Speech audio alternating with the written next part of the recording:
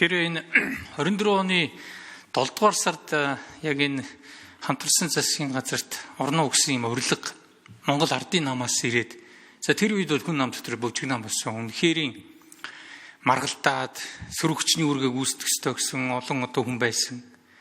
Тэгээ маргалж нэлийн хүчтэй хоорондоо ярилцсныхаа эцэст бол бид нэр шийдэ гаргасан. Оролцъё гэж. Яг ингээд гаргасан шийдвэрээ бол ягштал баримтлагдаг хариуцлага бидэнд бий л дээ. Тэгээ энэ нь бол нэг дараахны хэд үнэлэлтэй байсан. Энийг нэг хэлчихье. Нэгдүгürt бол бид энэ 126 гишүүнтэй энэ парламентын холимог тогтолцоогоор бүрдсэн энэ 48 сонгогчд нь бол нийт сонгогчдын дуу хоолойг амьлуулж байгаа. Саналыг нь амьлуулж байгаа. Жагсаалтаар орж ирсэн хүмүүс байна. За энэ бол үндсэн хуулийн өөрчлөлтийн төлөө хүн нам ингээм хамтдаа зүтгэсэн энэ улс төрийн хүчнүүдийн бол итгэвч хамгаалтын дүн байсан, үр дүн байсан гэдэг нэгдүгээр хэлэх ёстой. Хоёрдугаар бид бол энэ холимог тогтолцоогоор сонгогдсон гишүүд учраас нэлээд өгсөн саналуудаа бүгдийг амьлуулад хамтарсан засгийн газарт оролцоод өөрсдийнхөө сайн мөрийн хөтөлбөрийг бол хэрэгжүүлэе гэж утас. Түрүүнд ерөнхий сайд бас үгэндээ хэлж байна. Тийм учраас ерөнхий сайд таны яг хэлжсэн улс орны эрх ашиг нэгдүгээрт, улс төрийн намуудын эрх ашиг бол хоёрдугаарт гэсэн энэ үг бол бидэнд их нөлөөлсөн шүү.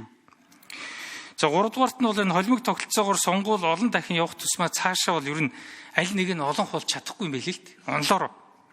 Тэгэхээр зэрэг шийдэж чаддаг улсынхаа эрх ашиг уландаа гიშгсэн утга учиргүй гацаанд ордоггүй иргэндээ халтаагаар бужигддаг юм тогтвортой л ийм засгийн газрыг байлгахын тулд сонгуулиар суудл авсан намууд ингэж ингэж явдаг ийм улс төрийн соёл бүрднэ гэж бид харсан.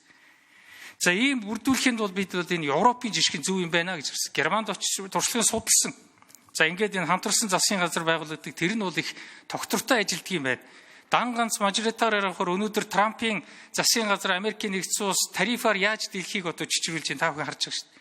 Бодлого нь ямар ч үгүй савлалттай. Ийм байгаа ийм үед бол бид нар энэ зөв шийдвэр гаргасан гэж энэ 14 мега төсөл хөдөлж जैन засгийн газар хамтарсан засгийн газар богино хугацаанд ямар шийдвэрүүд гарлаа энийг та бүхэн харж байгаа. Ерөөсөө л энэ парламент засгийн газрыг өөрөөсөө төрүүлдэг. За парламентын арчил бас парламентын зарчимд бид хатуу итгэдэг учраас бид энэ засгийн газарт оролцсон юм аа. Ингээд эрхэм ерөнхий сайдаас бас асууя. Та бол улс төрийн ардхыг харж байгаа хөшгөрийг бол ярах бүрэн эрхтэй ийм хүн бүгдийн толтой харж байгаа. Тийм учраас та түрүүнд бас энэ төрийн байгуулалтын байнгын хороондыг хэлсэн үгэндээ гашуун сухатаас буцаж ирэхэд дараагийн ерөнхий сайдыг хэдий шийдчихсэн байсан гэсэн үгийг та хэлсэн. Тэгэхээр энэ ерөнхий сайдыг томилох бүрэн эрх бол зөвхөн улсын хуралд байдаг. Энэ үгээрээ яг та юу хэлэх гээд байсан? Улсын хурал гэдэг энэ институтыг давтсан шийдвэр гаргадаг засаглалын ямар гажуудал манад нүрэлж байгаа. Энийг та нэг хэлмээр. Ам нэвэл уушг нэ гэдэг.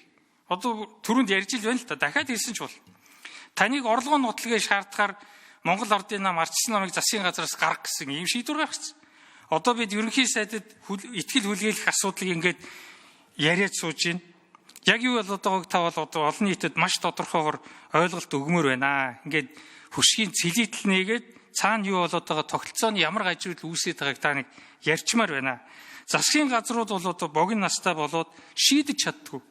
Утга учиргүй гацаанд ордог. Цаг ямагт бужигнж байдаг. Ийм засгийн газарт иргэд дургуутсаад энэ цаашд тогтолцооны шинжилт тодорхойлвол үндсэн хуулийн өөрчлөлт рүү төрөх юм биш байгаа гэсэн айдас бол байна шүү дээ. Тийм учраас ерөнхий сайдын та энэ асуултад бол маш тодорхой хариулаад өгнө гэж хүсэж байна. Баярлалаа. За тийм зүйл яригдсан бодтой. Уг нь кабинет бол нам харгалзахгүйгээр кабинетын зарчмаар ажилладаг л да. Тэмээ ажиллах ёстой. Энэ удаагийн кейс болохоор кабинетын гишүүд маань засгийн газрын эсрэг ажиллаж байгаа юм дүр зургийг та бүхэн бүгдээр харж байгаа. За энэ бол өөрөө их төвөгтэй зүйл юм л. За сонголтондоо мэдээж яг ерхий сайд илүү хүчний харьцаа тэгээд илүү тогтвортой байдал олон зүйлийг л бодолцож кабинетын гишүүдийг бол томилж байгаа. За яг үндэ ерхий сайд нэг тийм өөрөө өссөн үнэ нэг томилоод ич чаддгүй дөө. Аль болохоор л илүү тийм тогтвортой байх ийм агуулга. Гэтэл кабинетын итгэл үнэмшил алдагдаад кабинет дотроос ер нь бол энэ асуудал бол анх үүссэн. За ингээд тэр хүмүүс маань бүлгийн нөлөө бүхий гişүүд очиж нэгдсэн. За мэдээж олон нийтийн асуудал болсон. Надад ерөнхийлөгчийн дэмжлэг байхгүй болсон. За ингээд асуудал үүсчихдээ. Тэгэхээр яг ерөн зүгээр ерөнхий сайд бүхэн ерөнхий асуудал дээр ингээд одоо өнгөрсөн энэ 30 жилийн бүхэл түүхийг хараад хэрвээ ерөнхий сайдууд бодтой үннийг хэлвэл дандаа л ард нэг ийм л асуудал байна. Тэрнээс засгийн газар нэг парламент дотроос огторж ирсэн тохиолдол цөөхөн шүү дээ. Ер нь бол яг үнэндээ. Нийгэм талаасаа ч огторж ирсэн тохиолдлууд бол маш бага. Энэ үйл ойлголцол явчихдаг. Энэ үйл ойлголцол олон талаас гардаг. За дунд нь одоо нөгөө нэг одоо их ашиг за албан тушаал ботсон янз бүрийн хүмүүс самардаг. Буруу зүрх мэдээлэлүүд өгдөг. Ийм төлөвүүд бол бас болно. Тэгэхээр яг энийг бид нар ерөн зүгээр нэг талд нь ингээд нэг явандаа бол гаргахгүй бол цаашдаа тэгээд гүйцэтгэх засаглалын хэврээл байна. Энэ хэврээл байна. Ер нь энэ тогтолцооны асуудлыг бол аль нэг талд нь гаргаж шийдэхгүйгээр бид нар энэ засаглалын марлаас бол гарахгүй мэл. Энэ ерөөсөө хувь хүмүүсийн асуудал биш. Би тогтолцоо ярьж байгаа байхгүй. Тогтолцоо ярьж байгаа. Өнгөрсөн энэ бүх цаг хугацаанд ингээд одоо үйл ойлголцлууд ингээд үүсэж байгаа тохиолдол хувь хүнээс ерөөсөө байгаагүй. Дахиад хэлж хэлвэл одоо хөрс утгаар бүтээрийн дунд бол хувь хүний хувьд ямар ч асуудал байхгүй. Энэ өөрөө тогтолцоо. Тэнд одоо жишээлбэл зориудын мэдээлэл өгдөг одоо янз бүрийн ийм одоо хүмүүс байна. За дунд нь одоо янз бүрийн байдлаар ингээд зохион байгуулдаг тусгай албад байна. За ингээд ийм одоо дабл ийм одоо буюу ийм параллел бүтцсэн. Аль аль талдаа үүсчихдээ. Ийм асуудлууд бол одоо бас байна. Энийг тэгээд бид нар одоо аль нэг талд нь ингээ гаргаад шийднэ гэдэг нь ер нь бол одоо ерөнхийлөгчийн парламентаас сонгодог болох ёстой. Эсвэл хэрвээ бид нар парламентын цэцгэлтэй бол нэг үр парламент дангаараа ард түмний сонгогддог цорын ганц субъект байх ёстой. Тэгээд нэг л гүйцэтгэх засаглалтай байх ёстой. Юу гэж? Нэмч үү? За нэмж өгье. Минут нэмж өгье.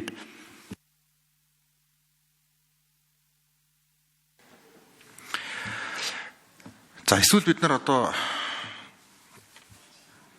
муу нухаар сайн хэлждэг шиг одоо тэр нөгөө нэг ерөнхийлөгчийн засал руу гэдэг нь ард түмнээс сонгогдсон ерөнхийлөгч засгийн газар өөрөө бүрдүүлэх эрхийг өгөх хэрэгтэй.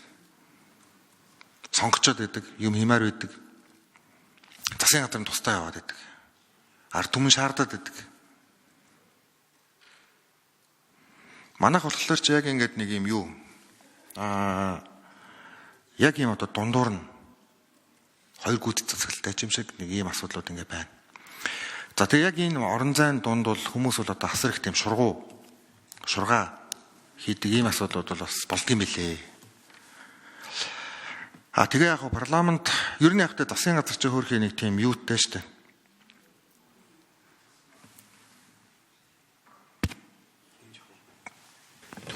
За гүйцэж хариулъя. Минут нэмье. Засгийн газар яг боддоор ер нь их тийм эмзэг байгуулга. Тийм асуудлууд гарахлаар одоо ерхий сайд бол яах вэ гэхээр улс орны өдөр тутмын амьдралыг хариуцдаг учраас ер нь л тэгээ бууж өгдөг. Парламентар асуудал гараад төр улсад онцлоод ийм асуудал гараад ахаар за одоо тэгээд энэ нь одоо эдийн засагт хортой байх болов. За яар шиг одоо энэ нэгээд нөгөө асуудал үүсгэж болов гэдэг ингээл ер нь ерхий сайдл бууж өгдөг. Тэр нөгөө нэг өдөр тутмынхаа ажил улс орны асуудлыг боддог. За парламент бол маш хүчтэй институт.